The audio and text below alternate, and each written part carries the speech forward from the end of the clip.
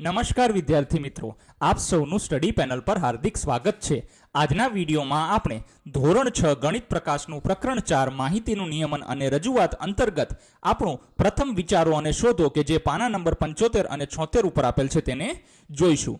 જો વિદ્યાર્થી મિત્રો તમારે આની પીડીએફ જોઈતી હોય તો ડિસ્ક્રિપ્શન બોક્સમાં અમારી ટેલિગ્રામ ચેનલની લિંક આપેલી છે, ત્યાં જઈને તમે આની પીડીએફ મેળવી શકો છો. નરેશ અને નવ્યાએ વર્ગના દરેક વિદ્યાર્થી પાસે જઈને તેમની પ્રિય રમત કઈ છે એ પૂછવાનું નક્કી કર્યું. પછી તેઓ એક યાદી કરી. જો હવે નરેશ અને નવ્યા છે ને દરેક વિદ્યાર્થી પાસે જાય છે અને દરેક વિદ્યાર્થીને પૂછે છે કે ભાઈ તમારી કહેવાય કે પ્રિય રમત કઈ છે, તો મહેનૂર કહે છે કબડ્ડી, ઝુબીમોન હોકી, સિમરન કબડ્ડી, નંદ સતોડિયું, Ankita kabaddi, Imon hockey, Yuvraj cricket, Rehana hockey, Aarna badminton, Kompal football, Tahira cricket. આવી રીતે બધા કહે છે. તમારે પણ તમારા વર્ગખંડની અંદર આ પ્રવૃત્તિ કરી શકાય છે. આવી રીતે બધા વિદ્યાર્થીઓએ કહેવાય કે પોતપોતાની ફેવરિટ રમત જે છે, પ્રિય રમત છે તે જણાવી દીધી. હવે જો તે ખુશીથી કહે છે મેં માહિતી એકત્રિત કરી લીધી. જો આપણું શું છે કે પહેલાં માહિતી ભેગી કરવી.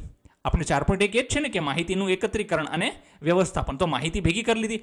હવે આપણે એની અંદરથી શું છે એને વ્યવસ્થિત રીતે રાખીને એમાંથી શોધીશું. શું શોધીશું? કે સૌથી લોકપ્રિય રમત કઈ છે. અન્ય કેટલાક બાળકો યાદી જોઈ રહ્યા છે અને આશ્ચર્ય પામી રહ્યા છે. અમે હજી સુધી સૌથી વધુ લોકપ્રિય રમત જોઈ શકતા નથી. આ યાદીમાંથી કેવી રીતે મેળવી શકાય? જુઓ, હવે આ યાદી છે, આમાં બધા વિદ્યાર્થીઓ જોવે છે, તો એમને એમ થાય છે કે આમાંથી તો સૌથી લોકપ્રિય રમત કઈ રીતે મેળવી શકાય. તો ચાલો હવે જોઈએ આપણે. જુઓ, જે રમત સૌથી વધુ વખત આવે છે એ સૌથી લોકપ્રિય રમત થઈ ગઈ.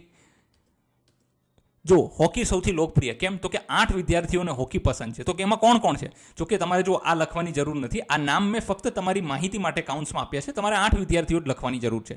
જુબીમોન, ઈમોન, રેહાના, લીલા, અફસાન, ગુરપ્રીત, નવજોત અને અનન્યા. આટલા લોકોને હોકી પસંદ છે. પછી તો કે કબડ્ડી, તો કે 6 વિદ્યાર્થીઓને કબડ્ડી પસંદ છે.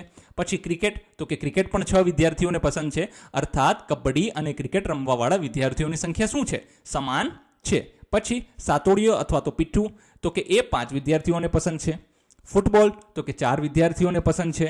બેડમિન્ટન, તો કે 2 વિદ્યાર્થીઓને પસંદ છે. હવે જો સૌથી વધુ લોકપ્રિય રમત કઈ થઈ? હોકી થઈ. કેમ હોકી થઈ? કેમ કે હોકી સૌથી વધુ વિદ્યાર્થીઓને પસંદ છે. એટલે આપણે કહી શકીએ કે વર્ગખંડની સૌથી લોકપ્રિય રમત કઈ છે? તો કે એ હોકી છે. હવે આપણે જોઈએ પાના નંબર 75 ઉપર જે વિચારો અને શોધો આપેલું છે. વિચારો અને શોધો. 1. નરેશ અને નવ્યાના સહાધ્યાયીઓમાં સૌથી વધુ લોકપ્રિય રમત શોધવા માટે તમે શું કરશો? ચાલો, તો આપણે શું કરશું? તો કે સૌથી વધુ લોકપ્રિય રમત શોધવા માટે આપણે યાદીમાંથી દરેક રમત પસંદ કરનાર વિદ્યાર્થીઓની સંખ્યા ગણીશું. અર્થાત ક્રિકેટ રમવાવાળા વિદ્યાર્થીઓની સંખ્યા ગણો, હોકી રમવાવાળા વિદ્યાર્થીઓની સંખ્યા ગણો, કબડ્ડી રમવાવાળા વિદ્યાર્થીઓની સંખ્યા ગણો, બેડમિન્ટન રમવાવાળા વિદ્યાર્થીઓની સંખ્યા ગણો, ફૂટબોલ રમવાવાળા વિદ્યાર્થીઓની સંખ્યા ગણો અને જેની સંખ્યા સૌથી વધારે એ લોકપ્રિય રમત થઈ શકે. તો આ રીતે આપણે કરીશું.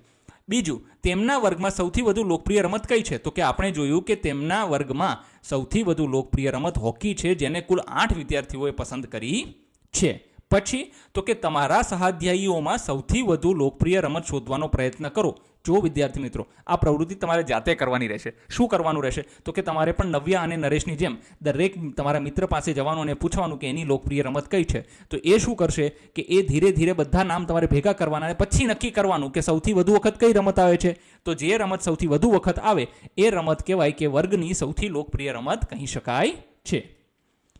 પછી આપણને શું કીધું છે? ચોથું, પરી નીચે આપેલા પ્રશ્નોના જવાબ આપવા માંગે છે. ચાલો, પરી જો અમુક પ્રશ્ન પૂછે છે, જોઈએ આપણે કે પ્રશ્નમાં પહેલાં કરવાનું છે શું.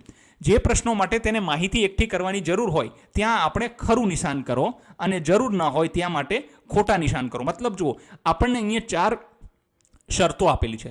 4માંથી કઈ જગ્યાએ આપણે માહિતી એકઠી કરવી પડે એમ છે, કઈ જગ્યાએ માહિતીની એકઠી કરવાની જરૂર નથી, એ આપણે જોવાનું છે. વર્ગખંડમાં તમારા જવાબોની ચર્ચા કરો. ચાલો, પહેલું એ, તેના સહાધ્યાયીઓ વચ્ચે સૌથી લોકપ્રિય ટીવી શો કયો છે? જુઓ, આના માટે શું કરવું પડશે? તો કે માહિતી ભેગી કરવી પડશે. કેમ?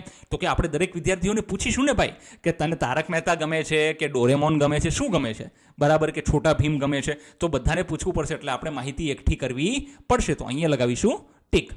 પછી ભારતને આઝાદી ક્યારે મળી? તો કે આના માટે જો માહિતી એકઠી કરવાની જરૂર નથી. કેમ? કેમ કે એની એક તારીખ છે, 15 ઓગસ્ટ 1947ના રોજ ભારતને આઝાદી મળી છે. તો આના માટે માહિતી એકઠી કરવાની જરૂર છે નહીં. પછી તેના વિસ્તારમાં કેટલું પાણી વેડફાઈ રહ્યું છે. જુઓ, હવે કોઈ પણ વિસ્તારમાં પાણી કેટલું વેડફાઈ રહ્યું છે અથવા તો ગંદકી કેટલી છે, તો એના માટે આપણે સર્વે કરવો પડશે. શું? તો કે માહિતી ભેગી કરવી પડશે. વિસ્તારે જઈને જોવું પડશે કે આ વિસ્તારમાં કેટલું પાણી વેડફાય છે, પેલા વિસ્તારમાં કેટલું પાણી વેડફાય છે, ખરાવાડમાં કેટલું પાણી વેડફાય છે. આ બધું આપણે ત્યાં જઈને જોવું પડશે. તો આના માટે શું કરવું પડે? તો કે માહિતી એકઠી કરવી પડે.